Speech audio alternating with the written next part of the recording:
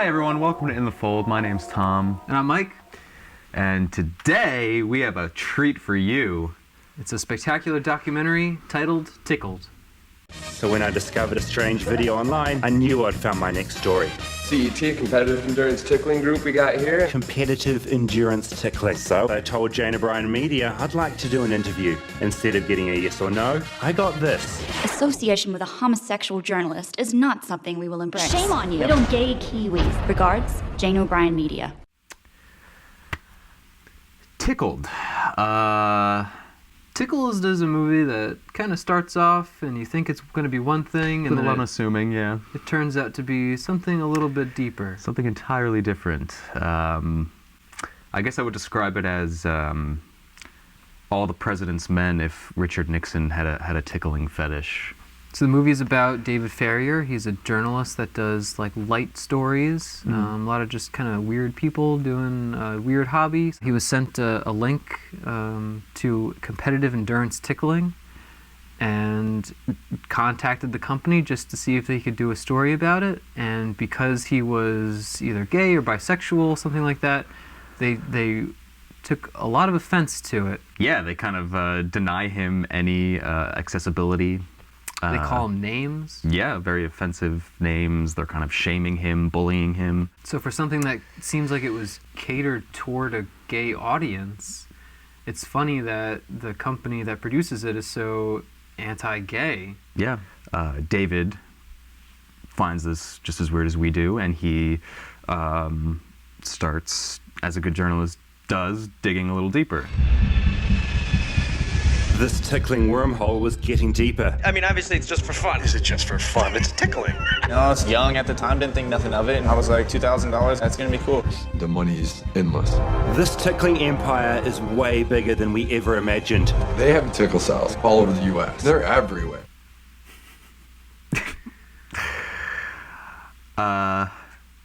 So yeah, I mean, on top of everything else, this is a really fine piece of investigative journalism. Just what they uncover is sort of wild, this mysterious, kind of intriguing world filled with,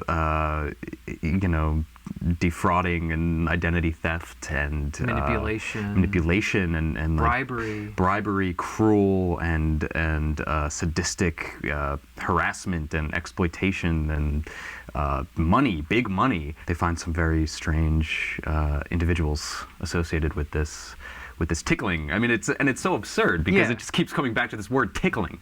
Like I never thought that tickle cell would be something that would come into the vernacular. Like it's just such a bizarre thing.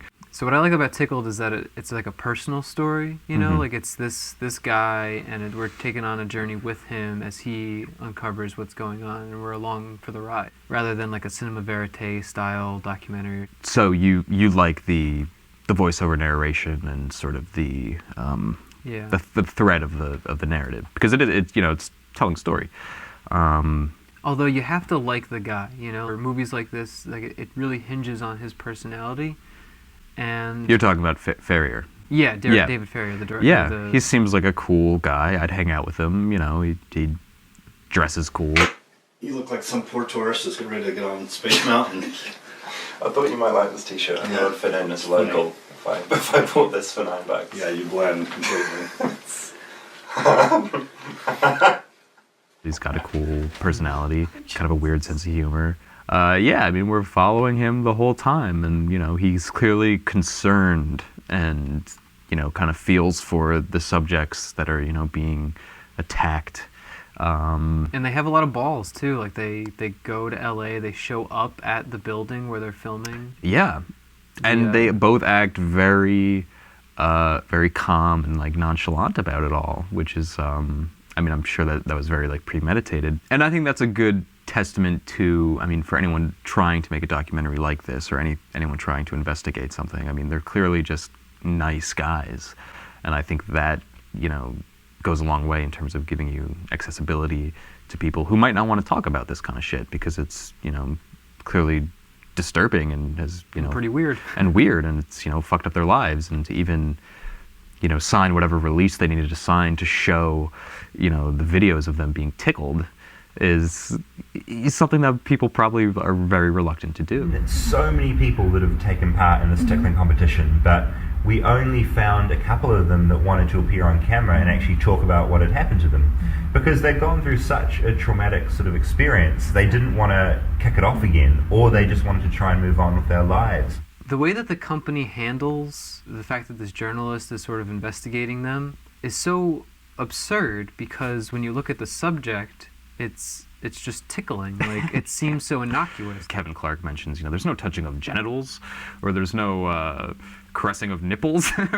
you're conflating the tickling competition with, something that could be perceived as pornographic. I mean, they talk to that pornographer guy who makes these videos where he is like tickling. He invites men into his home and ties them down and tickles them with different instruments like toothbrushes and weird things like that. Yeah, feathers. So when someone needs a little bit extra? Yeah. A little bit extra lubrication on their feet. Yeah. What does that do? You'll see.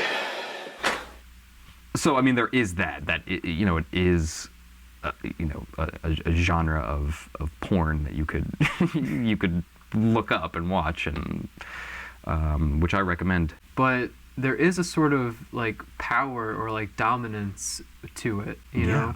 Like if they strap them down and to tickle them, I think a lot of it is this guy's like hunger for like a power or something. It's power control.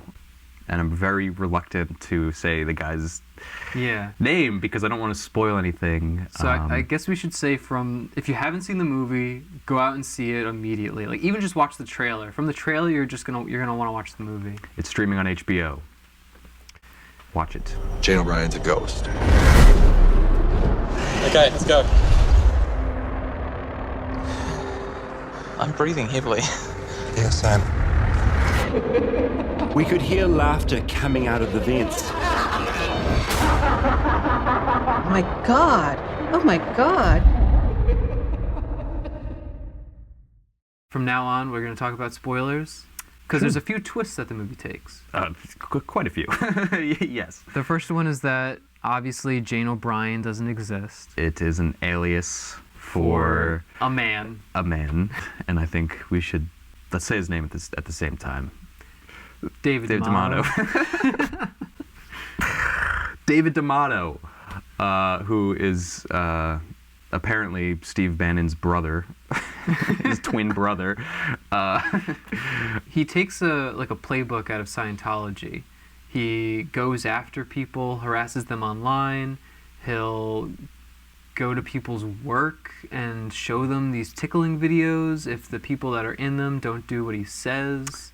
It's so strange because there's the moment towards the end where they get in contact with his stepmother, who says, I think verbatim, like, I'm not sure if he's gay or asexual, but he, never had a girlfriend. He had this sort of troubled childhood where he was bullied and shoved in lockers.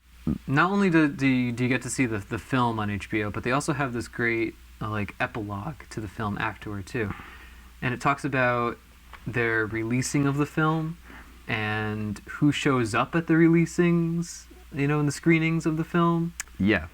And turns out that David D'Amato is a big fan. Big moviegoer, yeah. Yeah. We get to see that David D'Amato is at the screening. Yeah, he has a big bag of popcorn. He's sitting in the audience, crunching on popcorn. Just like any normal audience member. Yeah. And he even sits through the whole Q&A afterwards. He sits for Dylan Reeves' Q&A. They basically shut down, before Dylan's going to go up for the Q&A, there's this kind of confrontation between the two, where he's, threatening legal action, and, saying that he's, naive about, legal laws, and it's just very tense. And then David D'Amato sits with his bag of popcorn and watches the Q&A. It's just so weird. It's like you can't make this shit up.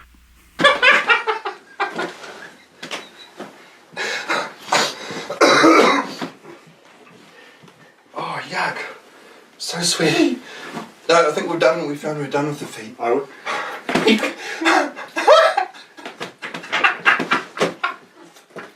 And it's such a good movie for this sort of digital internet age. I mean, it's, you know, the internet is so like dense and creepy as the years go by, and this is just one like niche of the internet, you know, like this one little crazy piece of the internet that you get to delve into with this guy.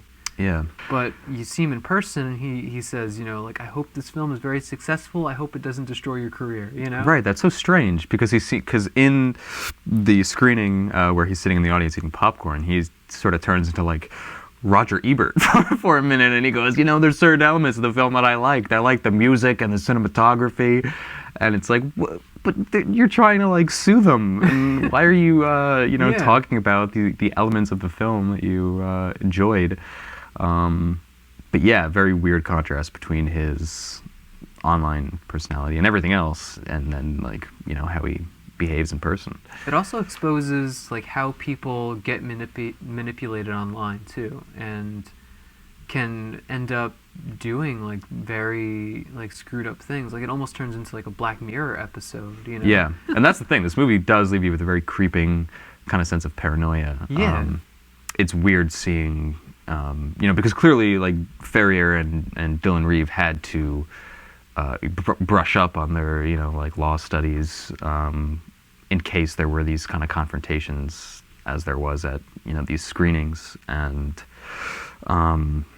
yeah, I don't know enough about it to say who's right or who's wrong or what, you know, what it means, but I guess it doesn't matter now, or maybe it does, but David D'Amato is dead now, as we've learned very recently.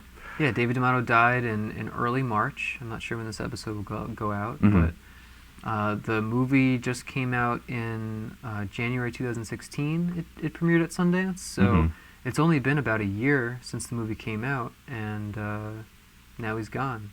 Yeah, and who knows if these Tickling videos will continue or if someone else will take over, but Tom, I think we got a niche that we gotta fill. Yeah, I think we should step inside David D'Amato's shoes now. And the filmmakers were very gracious about it. I mean, they, you know, said that they were very sorry to hear about it. Right, because this is a man that clearly had, I mean, yes, he did some very fucked up things, but he's also someone that clearly lived a very sad life. They asked, you know, people who've seen the film to respect his death, you know, and not leave these kind of snide, disrespectful comments. Couldn't stop. Tickled torture films. It's very sick. I've had phone calls come in, we'll kill you. It's insane. We've been spotted.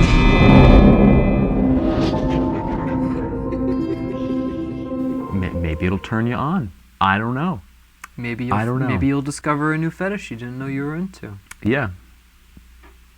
Which, you know, that's sort of a big fear of mine with, you know, with watching new movies. With well, with new porn, or just with the vastness of the internet. You know, you're never going to stumble on something and find out that you like it. You know what I mean? I guess so. Yeah, we'll cut that out. It's so weird. So, Tickled, great documentary, great piece of documentary filmmaking. It's a great piece of investigative journalism. Yes. I highly recommend it. It's a movie that you think you know where it's going to go, and you think you know what it is, and then it just turns into something completely different. Yeah. It's like a termite, you know. It just keeps digging, just keeps biting. A termite? Just chewing away. I would think like a caterpillar, because then it at least transforms.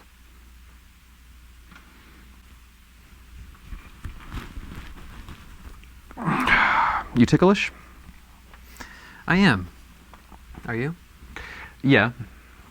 On a scale from 1 to 10, how ticklish do you think you are? Depends which region of my body we're talking about. I mean, my What's your most ticklish region? Probably my like armpits or like along the side here. Mm-hmm.